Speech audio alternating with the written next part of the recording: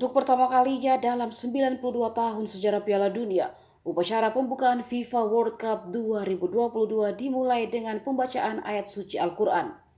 Stadion Al-Bayt Al-Khor menjadi saksi dimulainya Piala Dunia 2022 Minggu 20 November malam tadi. Pembukaan diawali dengan pemutaran video resmi Piala Dunia 2022.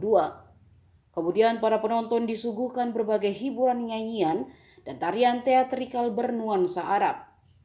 Lalu aktor asal Amerika Serikat Morgan Freeman masuk untuk menyampaikan pidato pembukaan.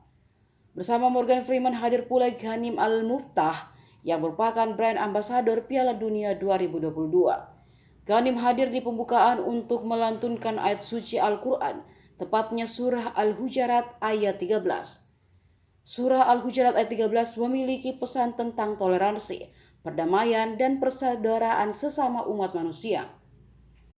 Bahwa Allah menciptakan manusia dari seorang laki-laki, Adam, dan seorang perempuan, Hawa, dan menjadikannya berbangsa-bangsa, bersuku-suku, dan berbeda-beda, termasuk warna kulit, bukan agar mereka saling bertikai, apalagi saling bermusuhan.